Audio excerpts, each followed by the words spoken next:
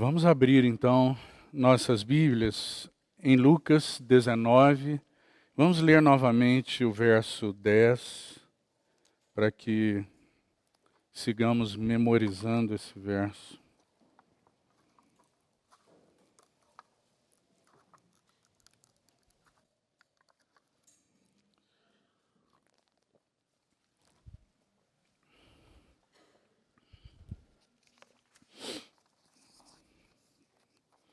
Verso 10.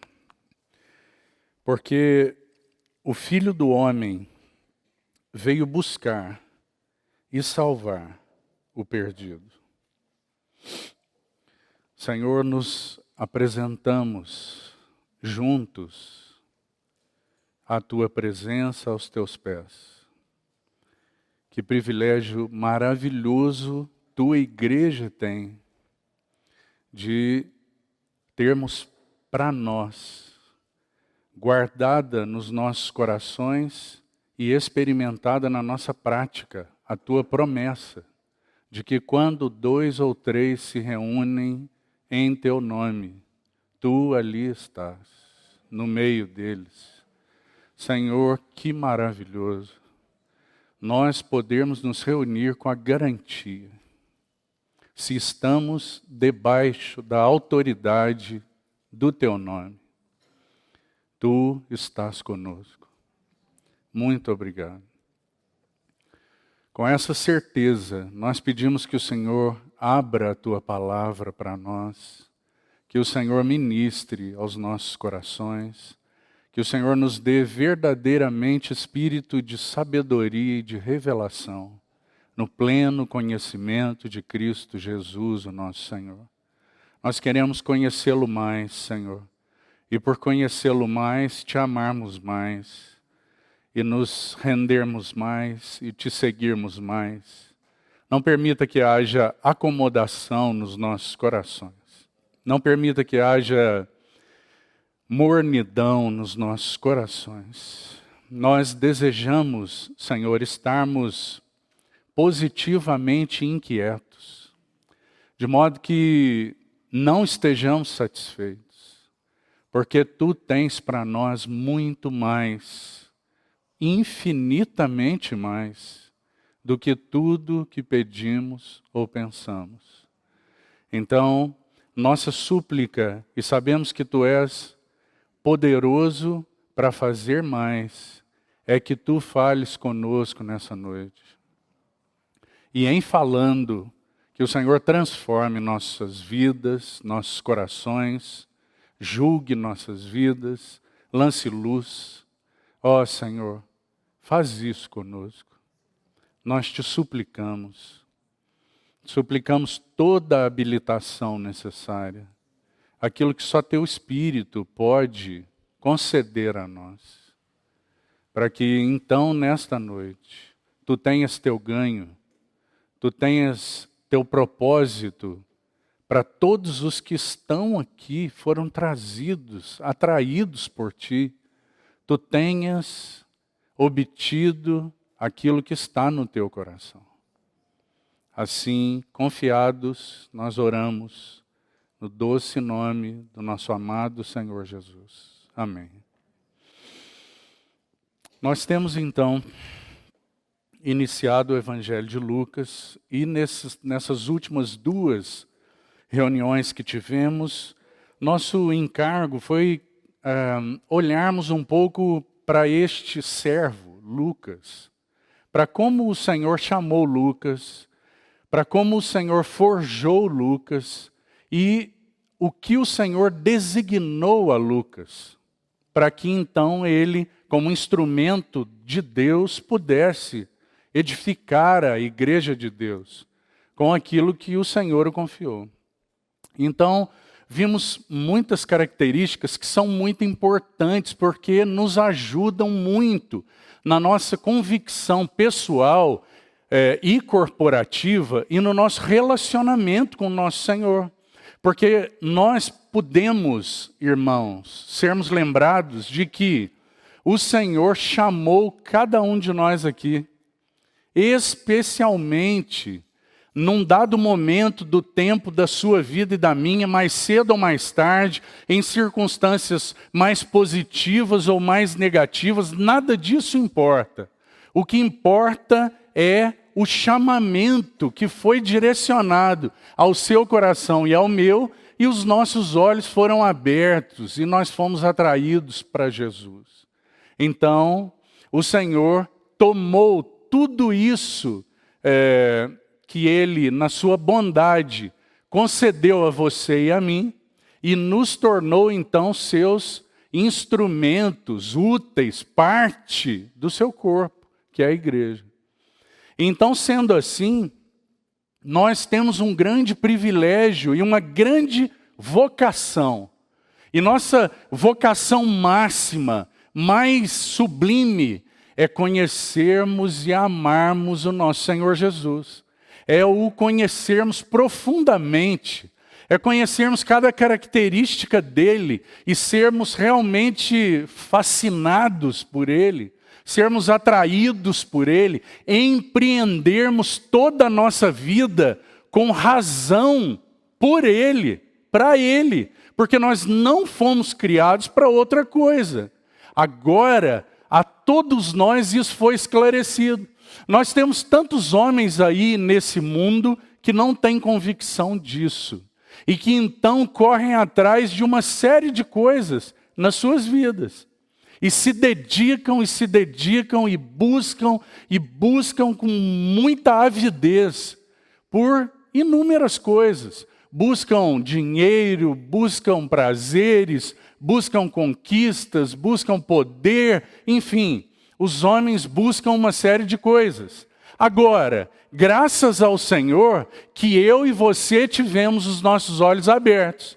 Eu e você, nós podemos andar atrás dessas mesmas coisas, mas será frustrante, porque nós fomos chamados para algo sublime e não para isso. Nós fomos chamados para conhecer e amar o Senhor. E essa é a nossa vocação.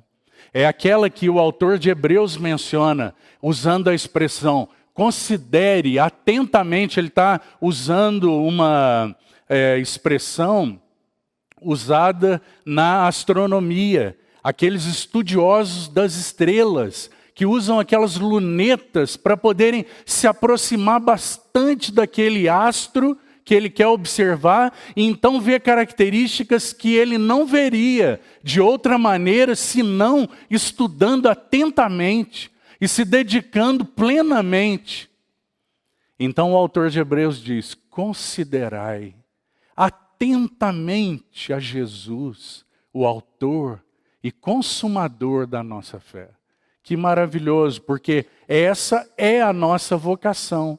Então, olhando para Lucas, eu tenho clamado ao Senhor para que nesses dias, nessas semanas, o Senhor tenha, de alguma forma, encontrado lugar para reacender no seu coração a nossa suprema vocação celestial. Nós fomos chamados para conhecer e amar o nosso Jesus.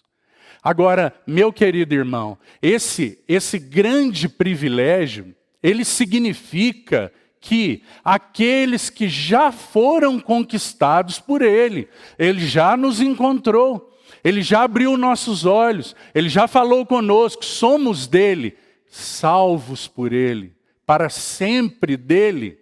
Mas o que nós temos procurado dizer aqui, usando então a vida de Lucas como um instrumento, é que a partir desse momento em que nós fomos salvos, recebemos o falar direto de Deus, podemos dizer, de primeira mão.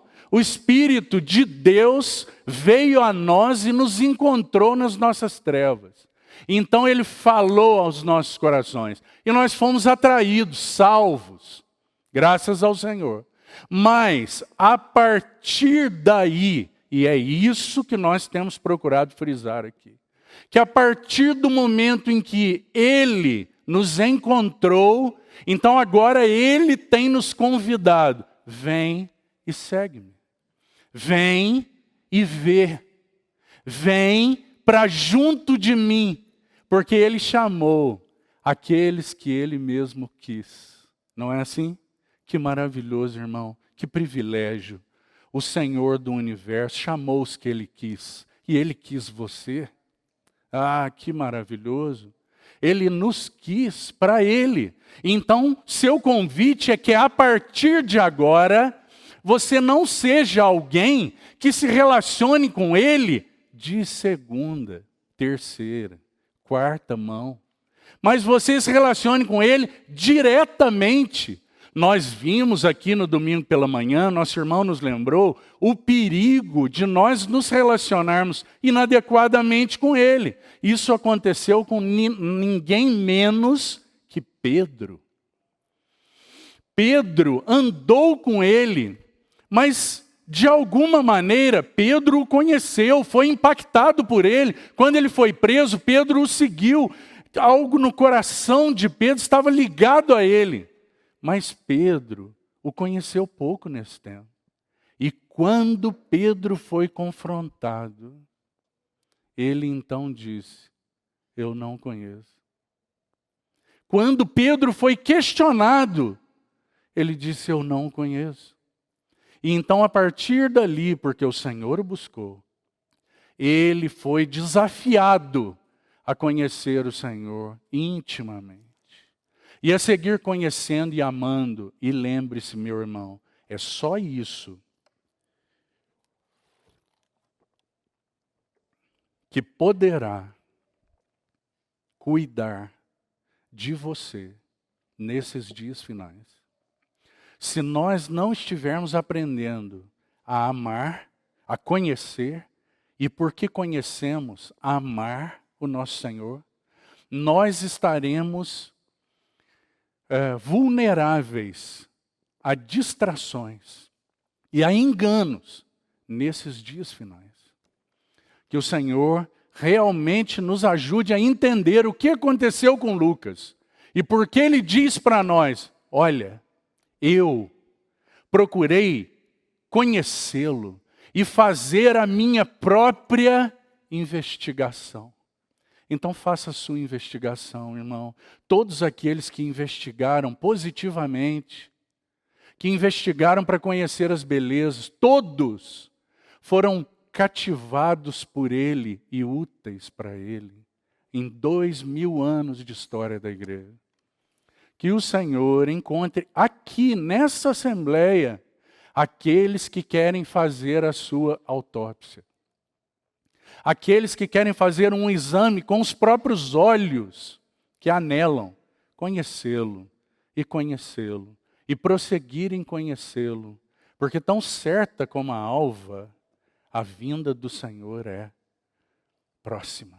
Que o Senhor então nos desperte para conhecer e prosseguir em conhecer, porque é isso que Lucas nos ajuda com a sua vida. Uma vida forjada como a sua e a minha, com tantas coisas, irmão, tantas perspectivas. No caso de Lucas, uma perspectiva errada. Ele tinha uma perspectiva de vida errada, diferente do que o Senhor tinha para ele. Mas o Senhor o conquistou e ele o seguiu. E na medida em que ele andou com o Senhor e investigou, o Senhor foi corrigindo seu coração. E ele foi sendo ajustado e sendo cada vez mais útil para Deus. Então, que o Senhor faça isso conosco, com essa assembleia. Então, o que nós fizemos nesses 2 primeiros períodos foi olharmos um pouco para Lucas. E nos lembrarmos que no seu evangelho, o que Lucas faz? Ele prepara uma ótica a respeito do homem perfeito. Então nós temos o evangelho do homem perfeito. E como Lucas faz isso? Com uma meticulosa investigação própria, pessoal. Então Lucas vai apresentar para nós, depois de uma acurada, dedicada investigação, ele vai apresentar para nós o evangelho do homem perfeito. E como o Espírito Santo marcou isso nele, porque esse verso que temos lido como verso-chave, ele não pode deixar de ocupar a nossa mente e o nosso coração quando olhamos para esse evangelho, irmão. O que Lucas vai fazer? Ele vai nos mostrar que o Filho eterno de Deus se fez homem perfeito. E veio, homem perfeito, e veio buscar e salvar o perdido.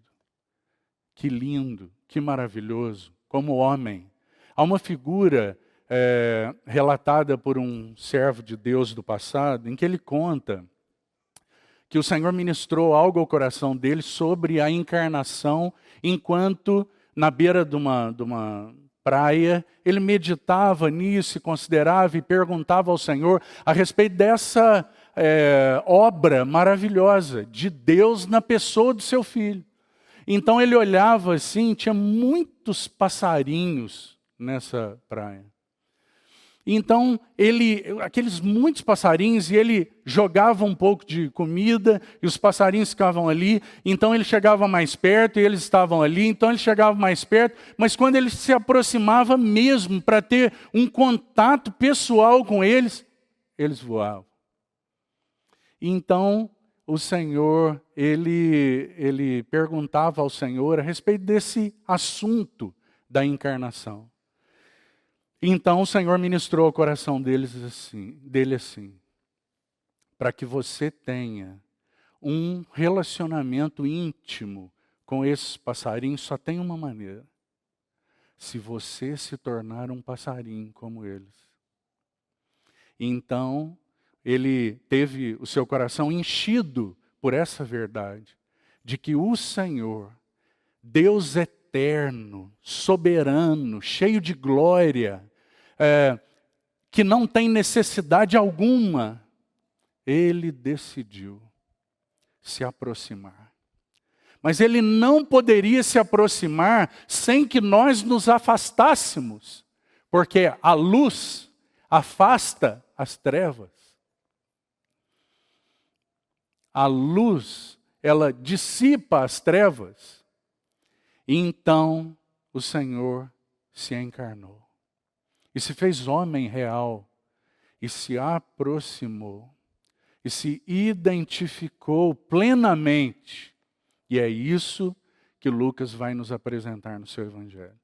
Então, nessa noite, eu gostaria de fazer uma apresentação geral do evangelho, uma divisão das porções, para que os irmãos tenham isso em mente.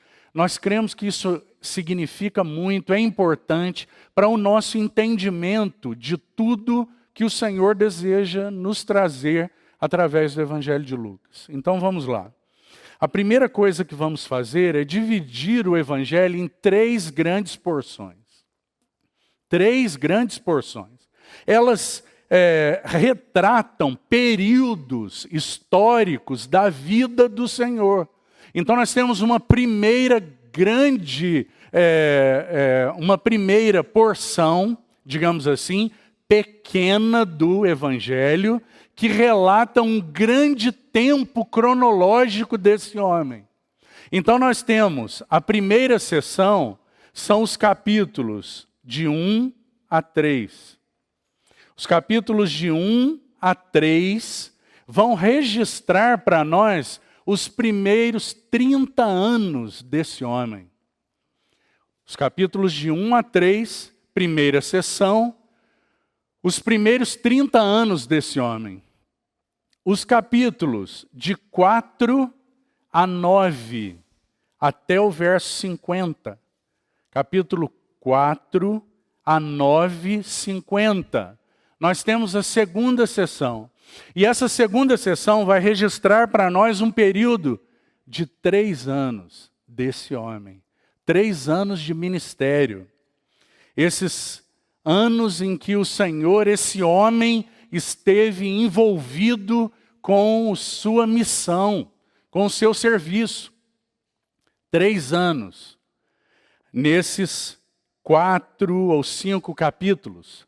Então nós vimos que esse grande evangelho, nós já estamos no capítulo 9, E nós já temos registrado aí 33 anos desse homem. Então nós temos uma última grande sessão, que vai do capítulo 9, verso 51, até o final do Evangelho, até o capítulo 24. E esse período registra esses capítulos registram para nós os últimos 6 meses do Senhor Jesus. 3 sessões. Agora, essas sessões, elas são divididas por 2 vezes em que os céus se abrem. Exatamente divididas por 2 vezes em que o céu se abre. Então vamos lá, em Lucas capítulo 3, verso 22. É um registro muito conhecido de todos os irmãos. E ele, então, separa a primeira da segunda sessão. Vamos ler o verso 21 juntos. Diz assim: E aconteceu que, ao ser todo o povo batizado, também o foi Jesus. E estando ele a orar, grava isso porque isso é muito importante, e estando ele a orar, o céu se abriu. E estando a orar, o céu se abriu, e o Espírito Santo desceu sobre ele, em forma corpórea, como pomba, e ouviu-se uma voz do céu: Tu és meu filho amado, em ti me comprazo. Essa é a primeira vez que o céu se abre em Lucas, no registro de Lucas. Agora vamos ao capítulo 9 e ao verso 35. Capítulo 9, verso 35. Nós temos no capítulo 9 o Senhor Jesus no Monte da Transfiguração. É a segunda vez em que o céu se abre. E o verso 35 diz assim: E dela veio uma voz da nuvem. Verso 34 vai dizer, parte final: Encheram-se de medo enquanto falava, veio uma nuvem, os envolveu. E dela veio uma voz, dizendo: Este é o meu filho, o meu eleito, a ele ouvi.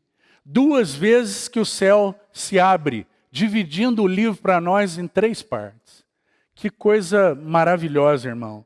Porque nós temos o registro da vida de um homem marcado pelo céu aberto. O que Deus tem procurado nos mostrar? O que Lucas faz?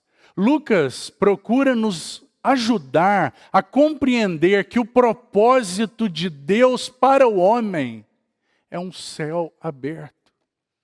É comunhão com esse homem.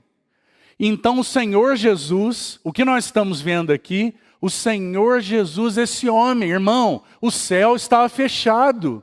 Desde o Éden, quando Deus tinha comunhão com o primeiro Adão na viração do dia. Deus não fala com o homem mais. O céu estava fechado. Mas então, agora nós temos aí o último Adão, o segundo homem. E agora o céu se abre. E o Senhor fala com o homem perfeito, o Senhor Jesus. Que coisa maravilhosa, irmão.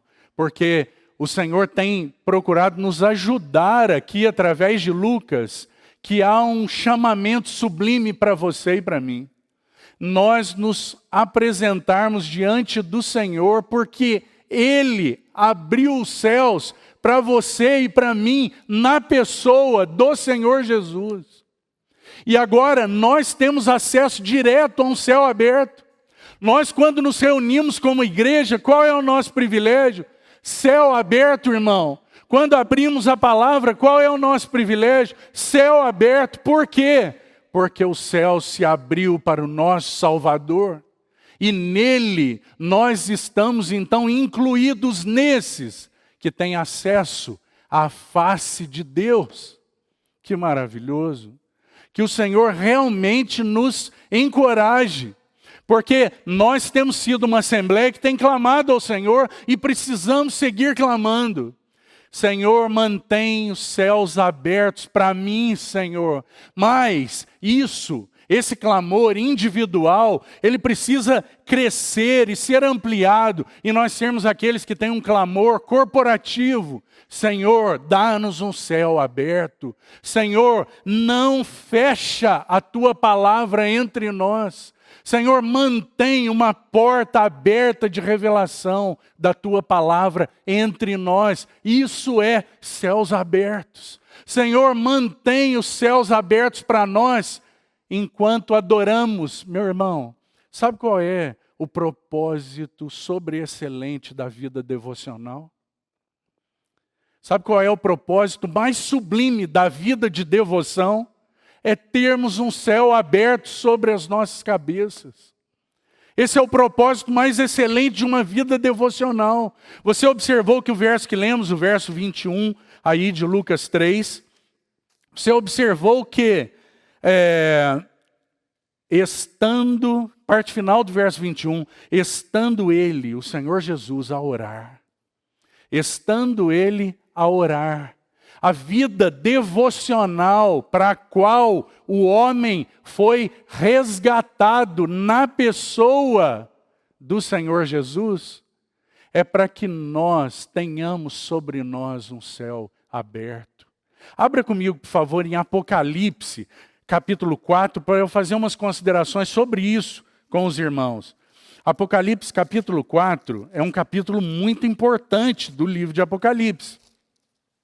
Porque depois que João tem aquela visão sublime do Senhor Jesus ressurreto, então aquela visão do capítulo 1 de Apocalipse, em que ele vê aquele cingido à altura do peito com uma cinta de ouro, que os seus olhos eram como chamas de fogo, que da sua boca sai uma espada afiada de 2 gumes. Então ele recebe da parte desse varão medida de Deus, instrução para as suas igrejas. Então nós chegamos no capítulo 4. E o capítulo 4 é um capítulo central no livro de Apocalipse. E o que nós temos no capítulo 4, irmão? O capítulo 4 começa assim: depois dessas coisas, depois disso que eu acabei de falar aqui tão resumidamente, depois dessas coisas, olhei, e eis não somente uma porta aberta no céu, como também a primeira voz que ouvi, como de trombeta ao falar comigo, dizendo: sobe para aqui, e te mostrarei o que deve acontecer depois dessas coisas. Que coisa maravilhosa, porque João está tendo uma experiência que, baseado nesse capítulo, nós podemos ser ajudados em relação ao que Lucas está nos ensinando sobre o que é um homem segundo o coração de Deus. E um homem segundo o coração de Deus é aquele que tem em toda a sua vida céus abertos. É um homem que anda a olhar para o céu.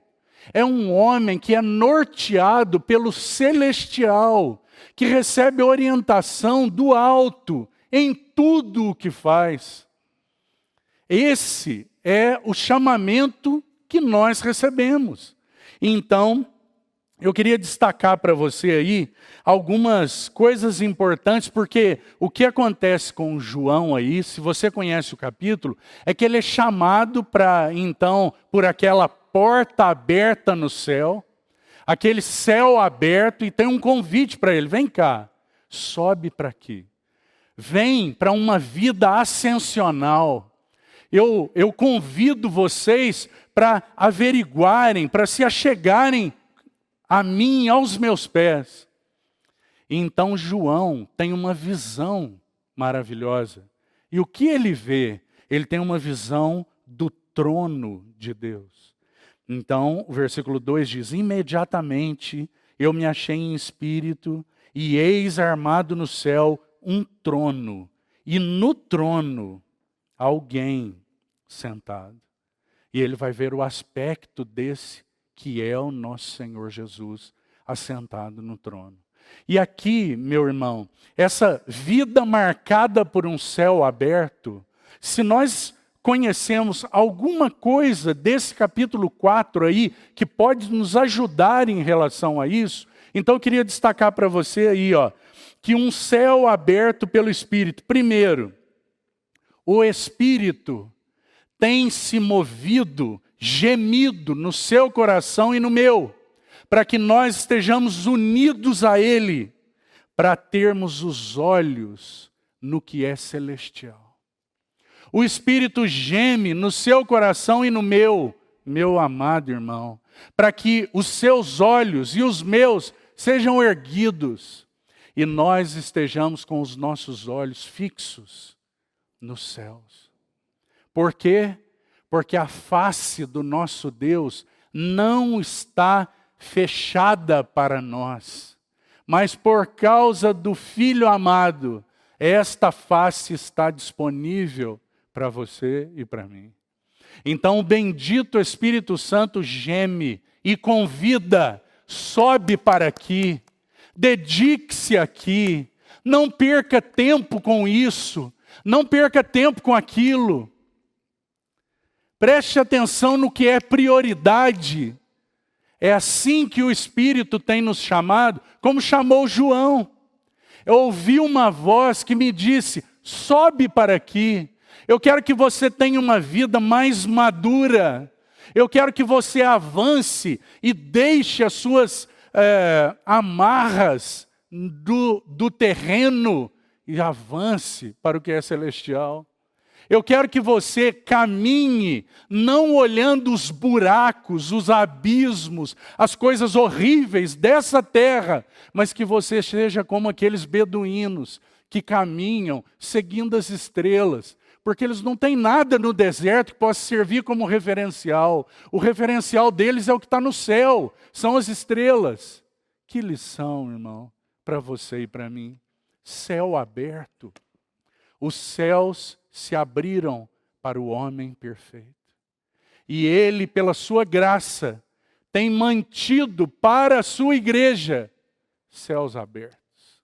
E você e eu, nós temos o privilégio de caminhar com céus abertos. Que o Senhor nos ajude.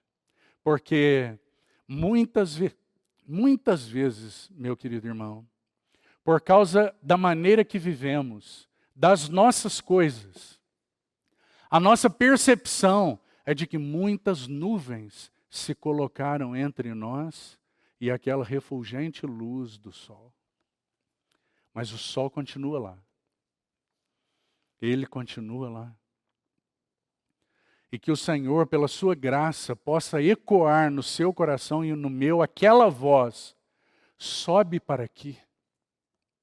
Deixe as coisas de baixo, cá de baixo. Não se importe, não se dedique, não dê tanto tempo para isso ou para aquilo. Sobe para aqui. Se atente para o que é importante. Ah, meus irmãos, se isso não acontecer conosco, nós iremos viver como os mundanos vivem, querendo obter um resultado espiritual que nunca virá. Nós vamos viver como mundanos esperando um resultado espiritual que nunca virá. Por quê? Porque nós estaremos distraídos, sobrecarregados, com muitas preocupações, pecados, embora tendo uma tão grande nuvem de testemunhas, que nós sejamos o povo que tem se desembaraçado de todo peso. Irmão, peso, fala de coisas lícitas. Coisas lícitas, mas que estão pesando o seu camelo, irmão. Que estão enchendo de bagagem. E você quase que não está conseguindo caminhar, porque é muita bagagem. É muita coisa lícita com as quais você está se envolvendo. Não são pecados. E parece que essas coisas vão se acumulando. Daqui a pouco você não está conseguindo ver o céu. Mas o céu está aberto. Então que o Senhor nos ajude a nos desembaraçarmos de todo o peso e do pecado. Porque peso fala dessas muitas coisas lícitas, mas pecados também, que têm impedido de que nós tenhamos a experiência diária, espiritualmente individual, mas também corporativa, de que o nosso Senhor mantém sua face gloriosa diretamente aberta para nós. E sendo assim, nós podemos caminhar como o Senhor Jesus caminhou. E como Ele caminhou, Ele tem marcado a sua vida pelos céus abertos. Que lindo, irmão. Quando o primeiro homem pecou, os céus se fecharam. E o Senhor precisou julgar aquela circunstância. E nós sabemos que Ele encontrou um homem que se dispôs então a preparar uma arca, e esse é Noé. E Noé então teve naquela arca uma provisão de salvação para a sua família, para a sua casa. Agora, irmão, aquela arca, ela tinha, além da porta que foi fechada por Deus, só tinha uma janela. Ela só tinha uma janela no alto. Essa janela era no alto, para que Noé compreendesse que é os céus que governam, compreende, irmão? Esse homem perfeito, o Senhor Jesus, ele viveu toda a sua vida com os céus abertos. Os céus abertos. Você sabe a diferença que isso faz, irmão? Você sabe a diferença que isso faz? Céus abertos. Face de Deus. Que o Senhor realmente nos ajude. Então, primeiro, unidade com o Espírito que geme no seu coração e no meu, procurando nos ajudar a levantar os olhos. Então ele geme, ele tem gemido. Em quantas vidas aqui ele tem sido apagado? Em quantas vidas aqui ele tem sido entristecido? Porque ele tem gemido e gemido com um anseio indescritível por Deus, porque ele perscruta as profundezas de Deus. Ele conhece o ambiente do céu, ele conhece a vontade do céu, e ele deseja que nós conheçamos isso. Então ele tem gemido no seu coração e no meu coração, para que nós então tenhamos uma aspiração celestial, sublime. Então ele diz, pense nas coisas do alto, busque as coisas do alto, onde Cristo vive. Então, esse é o primeiro ponto. Segundo, o segundo propósito de os céus estarem abertos para nós, o primeiro propósito de os céus estarem abertos para nós é que a face gloriosa de nosso Senhor está disponível. Então o Espírito tem gemido para que nós mantenhamos nossos olhos lá. Mas o segundo aspecto de um céu aberto é que eu e você tenhamos uma visão do trono de Deus, irmão. E o que significa o trono? O que significa uma visão do trono? O que João viu quando ele viu o trono, irmão, significa uma visão daquele que tem toda a autoridade, daquele que tem todo o poder, daquele que reina sobre todas as nações, que é Rei dos reis e Senhor dos senhores. Olhos abertos, céus abertos, e no céu um trono armado. E alguém assentado no trono. Esse é o nosso privilégio, irmão. O mundo não sabe quem governa, briga para governar na esfera temporal. Mas nós sabemos que o Senhor Jesus está assentado no trono do universo. E Ele tem todo o poder, toda a autoridade, todo o governo está nas suas mãos. Céus abertos.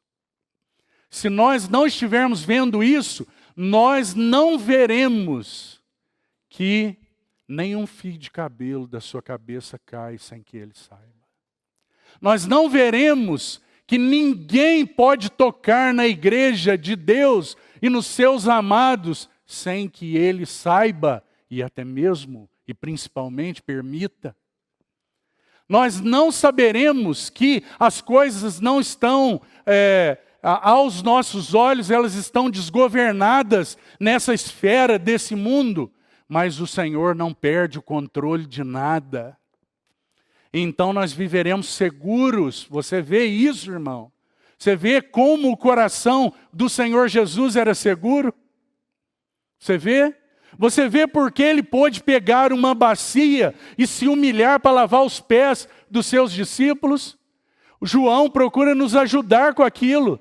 Ele vai dizer assim, aquilo era inimaginável para um judeu. O judeu, aquilo era feito pela filhinha da escrava, a pessoa mais insignificante para eles. Mas o Rei dos Reis tomou uma bacia. E então João vai nos ajudar dizendo assim, ele tirou a vestimenta de cima, porque ele sabia muito bem quem era, de onde tinha vindo e para onde voltava. Ele estava aos pés da cruz. Não é lindo isso? Por quê? Porque os céus estavam abertos sobre ele. Porque os céus, ele jamais perdeu, só num exclusivo momento, ele perdeu de vista aquela face doce, irmão. Apenas em um momento misterioso. Nossa mente não consegue compreender o que aconteceu ali. Mas somente num momento ele perdeu. Enquanto estava sendo esbofeteado, a face gloriosa do Pai estava ali, aberta para ele. Enquanto estava curando, a face do Pai estava ali, aberta para ele. Em sofrimentos, em alegrias, em provas, por todo o seu caminho. Céus abertos. Não é isso que você procura, irmão? Não é isso que nós queremos? Não é essa a salvaguarda da igreja? Onde estão os irmãos que têm se reunido com os céus abertos? Com aquela expressão do reino de Deus?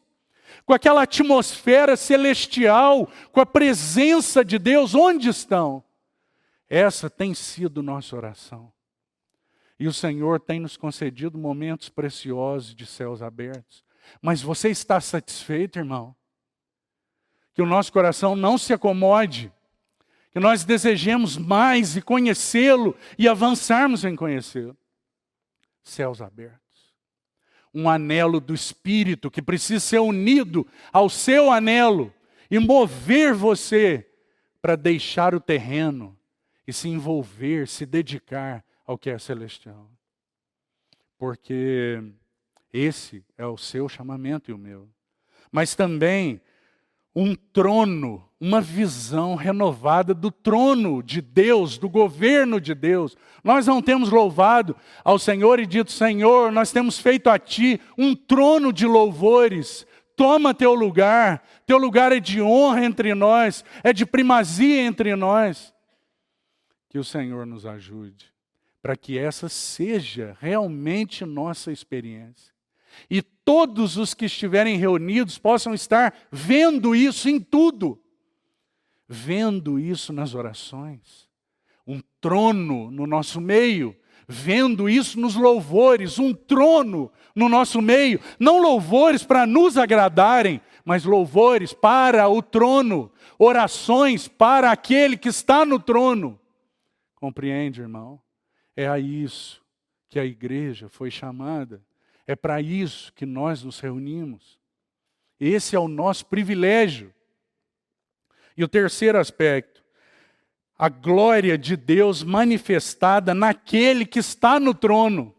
Não apenas uma visão do trono, mas a manifestação da glória de Deus na pessoa daquele que está assentado no trono. Isso é o que significa em Apocalipse 4, céus abertos. O que Lucas está nos ajudando a compreender em relação à vida do homem Jesus. Ele é esse homem que em tudo manifestava a glória de Deus. O que é glória na Bíblia, irmão? Glória é manifestação. Glória é manifestação. Então, glória é a manifestação de Deus. Onde? Na pessoa de Jesus.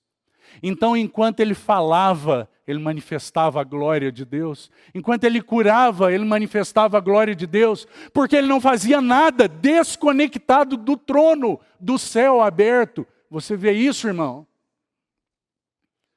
Cada passo era governado pelo céu. Cada passo era dirigido pelo céu aberto.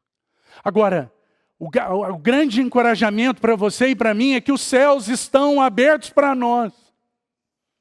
Os céus estão abertos para nós.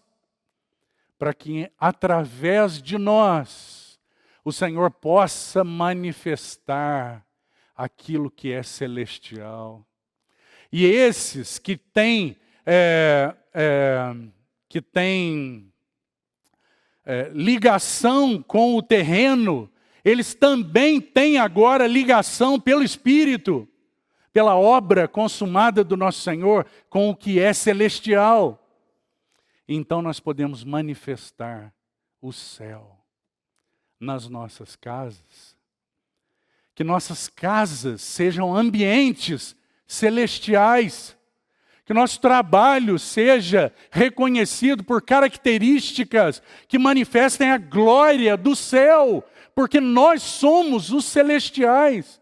Porque Ele nos fez assim. Que privilégio que nós temos. Que maravilhoso. Céus abertos. 33 anos e meio marcados pelo céu aberto. Sempre aberto. Esse é o homem Jesus. Então, 2 vezes nós temos aí o céu aberto. Seguindo então, vamos procurar falar um pouco mais de cada sessão. Nessa primeira sessão, os capítulos de 1 a 3, 30 anos, eu gostaria de fazer, talvez, 2 destaques bem rápidos. Primeiro, os cânticos. Nessa primeira sessão, irmão, nós vamos estudar cada um desses capítulos, por conta da riqueza que nós temos aí no Evangelho de Lucas. Então, nós estudaremos cada capítulo. Mas essa pequena sessão, então, eu gostaria de fazer 2 destaques. Primeiro, os 4 cânticos. Nós temos aí, e nós estudaremos cada um desses cânticos. Mas eu queria só fazer um destaque. Nós temos aí 4 cânticos preciosos que irromperam quando as boas novas dos céus atingiram os homens. E Deus, em Cristo, se fez carne. Então nós temos o homem Jesus nascendo. E esses primeiros capítulos, então, eles são marcados por 4 cânticos que irromperam de adoração. Qual seria a atitude mais correta senão essa? Diante da salvação encarnada, diante do verbo que se fez carne. 4 cânticos. Então nós temos o cântico de Maria, o cântico de Zacarias, o cântico da miríade celestial, e nós temos o cântico de Simeão. 4 cânticos.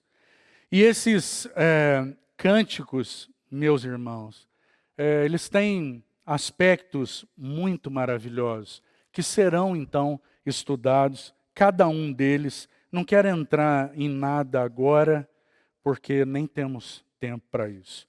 O primeiro destaque, então, os 4 cânticos, ênfase nesses 4 cânticos na primeira sessão.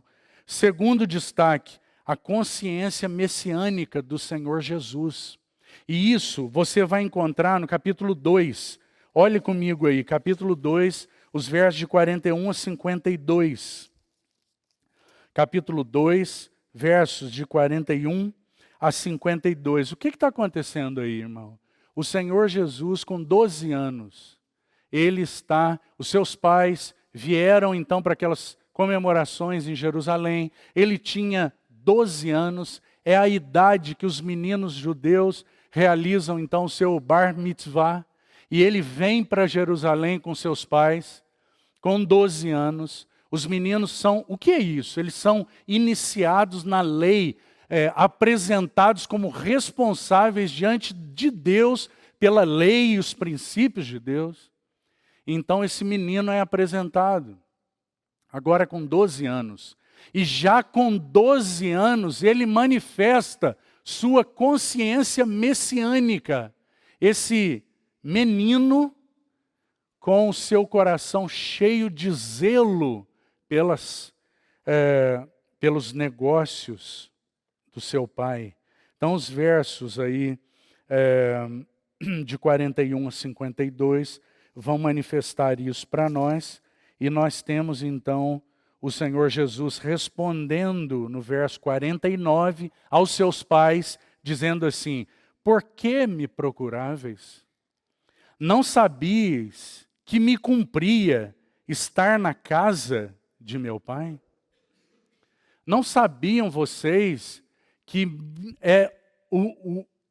a missão fundamental, a razão da minha vida é estar na casa de meu pai? Então aqui, irmão, nós temos que nos lembrar do Salmo 69, aquele precioso Salmo de Davi, do cântico do Messias, aquele salmo em que Davi profeticamente vai mencionar a expressão que é então trazida à memória dos discípulos quando o Senhor Jesus purifica o templo, lá em João 2, aquela primeira purificação. Então é trazido à memória dos discípulos o quê?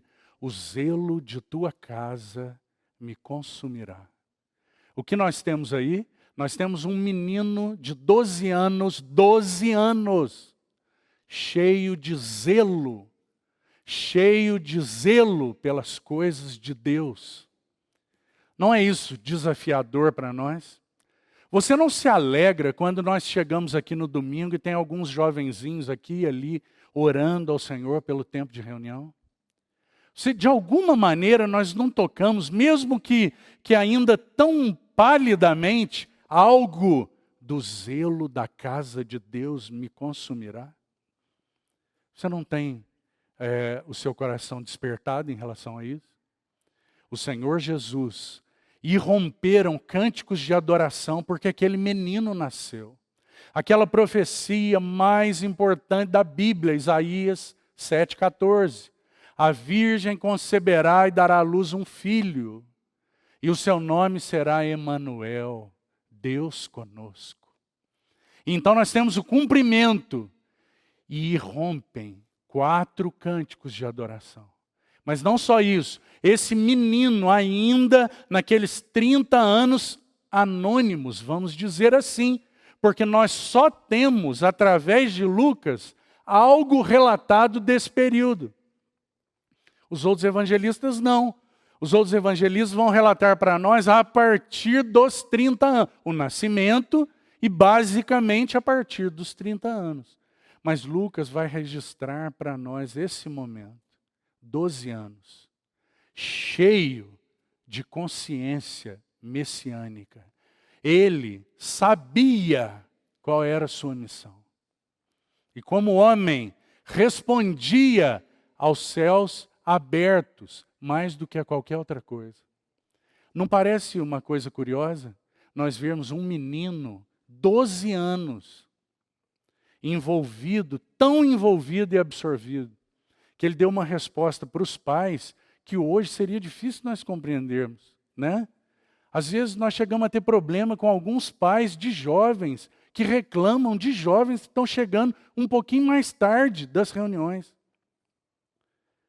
O que nós vemos aqui, o Senhor Jesus, totalmente dedicado, com seu coração totalmente absorvido pelo zelo da casa de Deus.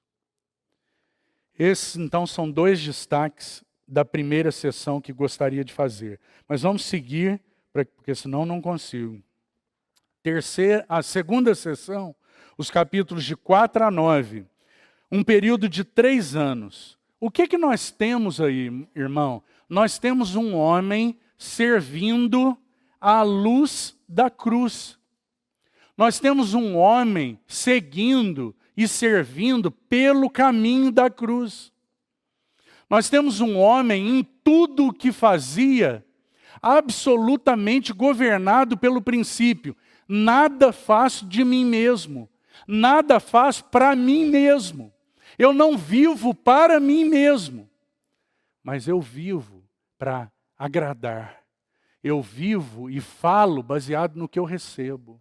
Eu vivo para cumprir a vontade daquele que me enviou. Porque é assim que um homem vive governado pelo céu.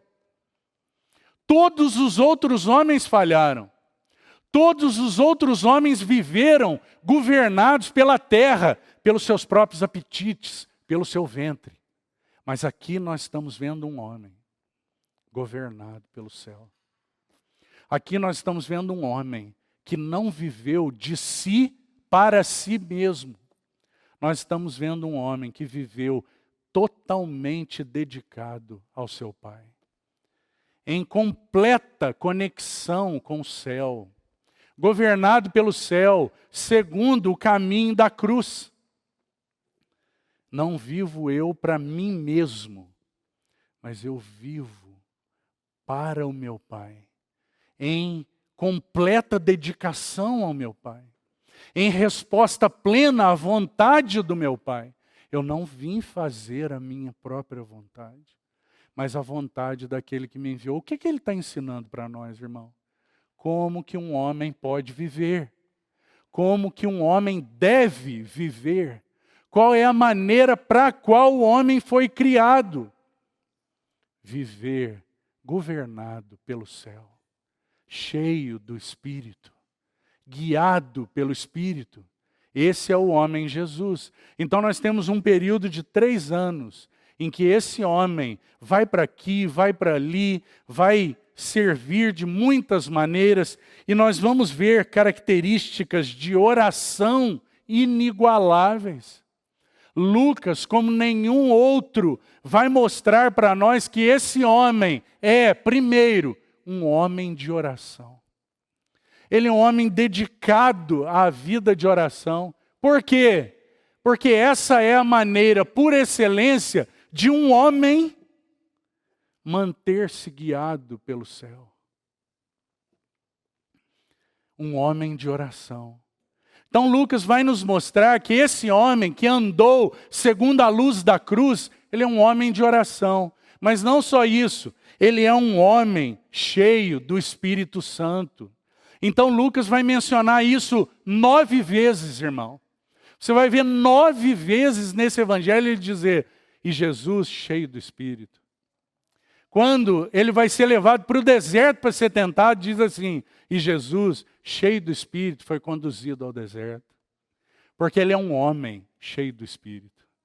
Um homem guiado pelo céu é um homem cheio do Espírito.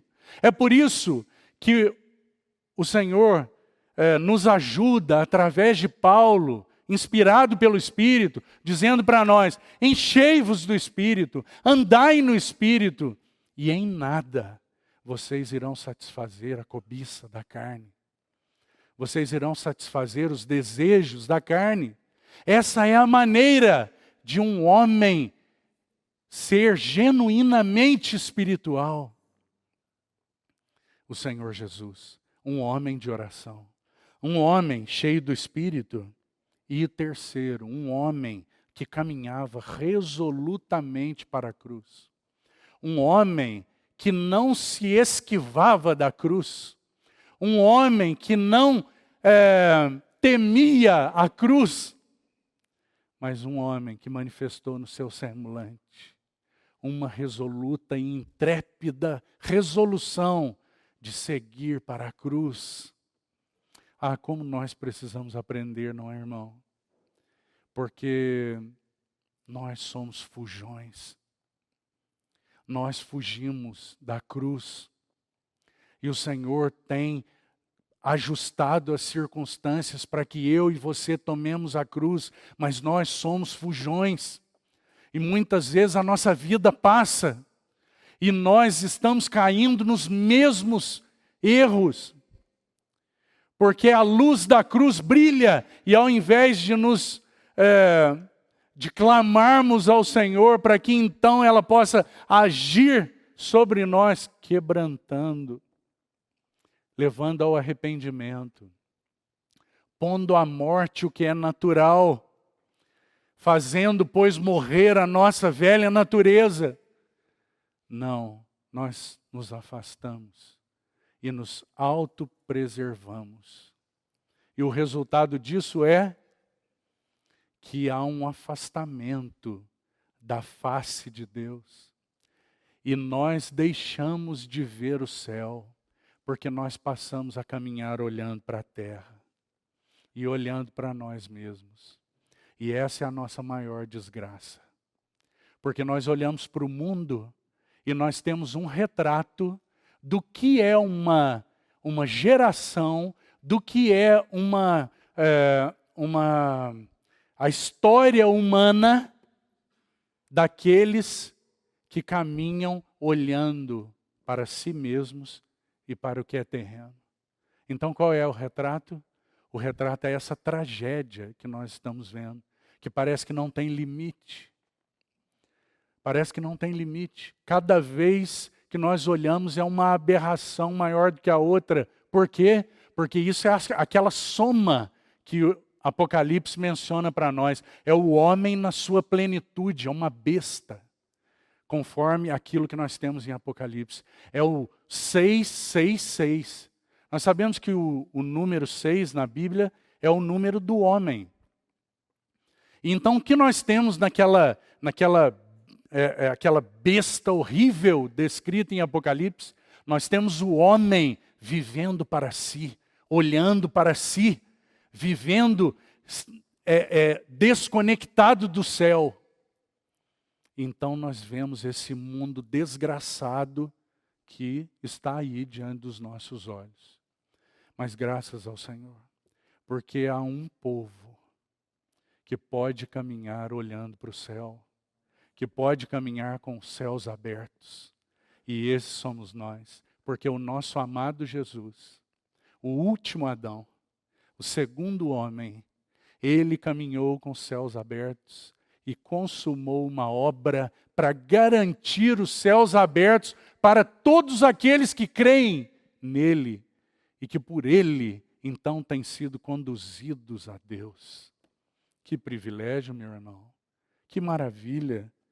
E então, na segunda sessão, o que nós temos é esse serviço maravilhoso à luz da cruz. Então nós temos uma terceira sessão, que é a maior sessão do capítulo 9, verso 51 até o final. E ela compreende um período pequeno de tempo, apenas 6 meses, os últimos 6 meses do Senhor Jesus. E ali nós temos um verso, irmão, que inicia essa terceira sessão. Abra comigo, por favor. Capítulo 9, verso 51. E nós já estamos partindo para encerrar. Capítulo 9, verso 51. Nós temos aí o que os estudiosos chamam de uma grande inserção, um grande marco nesse capítulo 9, verso 51, que inicia então o último período, 6 meses. E ele diz assim: e aconteceu que, ao se completarem os dias em que devia ser assunto aos céus, manifestou no seu semblante a intrépida resolução de ir para Jerusalém. Que coisa, irmão. Você já gastou um pouco de tempo meditando nisso aí? Porque o que aconteceu é que se apresentaram 2 caminhos para esse homem. Se completaram os dias em que ele devia ser assunto ao céu. Em outras palavras, aprovado, homem perfeito, plenamente digno, totalmente digno. Ele tinha acabado de ouvir aquela voz do céu se transfigurado diante dos seus discípulos. Este é o meu filho amado, meu eleito. É só Ele que deve ser ouvido. É só dele que procedem palavras de vida eterna. É só dele que procedem palavras de vida. É só Ele que deve ser ouvido. A Ele ouvi. Ele tinha acabado de ouvir isso. Se completaram os dias que ele devia ascender aos céus. Homem perfeito. Homem digno em todas as coisas. 33 anos de céu aberto. 2 caminhos. O céu e o Gólgota. E ele manifestou no seu semblante a resoluta. Que maravilhoso, irmão. Você consegue imaginar isso? É o teu Senhor, digno, podendo ascender aos céus. É completado o tempo em que ele devia ascender aos céus. Mas ele manifestou a sua decisão, sua missão, o motivo de ter se apresentado como cordeiro para tirar o pecado do mundo. Então ele segue resolutamente. Ele segue fazendo do seu semblante, aquela pederneira, como Isaías diz, Isaías 50, você se lembra, irmão? Isaías 50, versículo 7, diz assim: fiz do meu rosto um seixo, fiz do meu rosto uma pederneira, eu não me importei com os que me cuspiam, eu não me importei com os que rasgavam as minhas costas e faziam nela grandes sulcos, com os que me arrancavam a barba, porque eu estava resoluto a te salvar. E eu fui a Jerusalém para sofrer e morrer e completar a obra, para manter os céus abertos para você e para mim. Que privilégio! Céus abertos. Então, essa é a terceira sessão. Ainda 3 notas que gostaria de destacar. O Evangelho de Lucas faz uma menção especial dos pés desse homem. Então nós temos aí, meus irmãos, pelo menos 7 referências diretas dos pés do Senhor. Nós iremos estudar isso mais apropriadamente quando estivermos passando por cada capítulo. Mas eu preciso fazer um destaque para você, que Lucas, quando foi mostrar esse homem para nós, ele enfatizou seus pés, para deixar claro para todos os que têm sido chamados a fazerem a sua autópsia, que o lugar mais maravilhoso, mais importante do universo para você e para mim, são os pés desse homem. São os pés desse homem. E como ele vai mostrar isso, irmão? Ele começa, por exemplo, no capítulo 5, verso 8, não precisa abrir. Ele começa com Pedro, irmão. Ele começa com Pedro. Quando Simão Pedro se prostra aos pés do Senhor. Assim, completamente, completamente desanimado de si mesmo. Então ele se prostra aos pés do Senhor e ali começa o discipulado de Pedro. Quando ele se coloca aos pés do Senhor. Mas não só isso, ele vai mencionar aquela mulher pecadora que procura o Senhor Jesus, consegue naquela casa se esquivar silenciosamente e demonstrar o seu amor sem palavras. Onde? Nos pés do Senhor. Então isso é Lucas que vai destacar para nós. Os pés do Senhor. Ele vai mostrar aquele gadareno, você se lembra, irmão? Possesso terrivelmente. Vivia nos sepulcros. Mas então em Lucas 8, quando o Senhor está na terra dos gadarenos, Lucas destaca assim: havia um homem aos seus pés, aquele que habitava, do qual foi expelido o terrível demônio. Que maravilhoso, os pés do Senhor. Então Lucas vai relatar isso. através de muitas passagens, nós vamos ver isso. Essa é uma das notas que eu queria fazer destaque para você. Outra, nós temos em Lucas exclusivamente 7 menções sobre a subida do Senhor para Jerusalém. 7 vezes. Uma ênfase, como uma placa, manifestando para nós a total dedicação desse homem ao seu chamamento, à sua missão. Que lição para mim e para você, não é, irmão? Quantas vezes nessa vida que nós nos esquecemos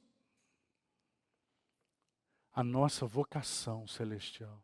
Esse homem, 7 vezes, é mencionado para nós que ele ia para Jerusalém, porque essa era a sua missão. Não só isso, em Lucas, capítulo 9, é o capítulo do Monte da Transfiguração, só Lucas registra o tema da conversa daqueles que estavam ali. Né? O Senhor levou aqueles seus mais chegados, Pedro, Tiago e João, eles estavam lá com o Senhor, naquele monte. Então nós vimos que Moisés e Elias, representando a lei e os profetas, os maiores. E então Lucas registra para nós o assunto, que eles conversavam sobre a cruz. Que maravilhoso, só Lucas vai registrar isso. Para que ficasse claro, irmão, que o assunto mais significativo é esse. Que esse é o assunto. É por isso que nós cantamos, Senhor, eu amo a mensagem da cruz. Senhor, eu quero até morrer, proclamar essa mensagem. Mas sabe qual é o problema, querido irmão?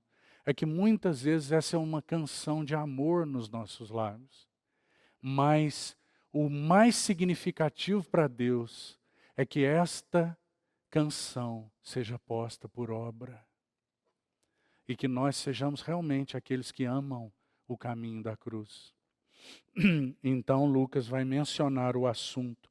Lucas 15 é um capítulo especial, é o capítulo das coisas perdidas.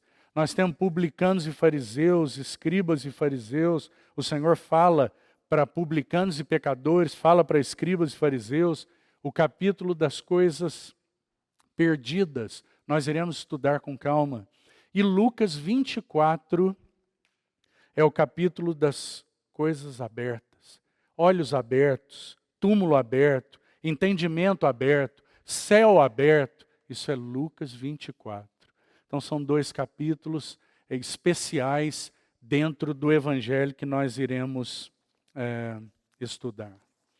Que o Senhor siga falando aos nossos corações e na semana que vem nós então iremos entrar mais especificamente nos primeiros versos aí do capítulo 1 de Lucas.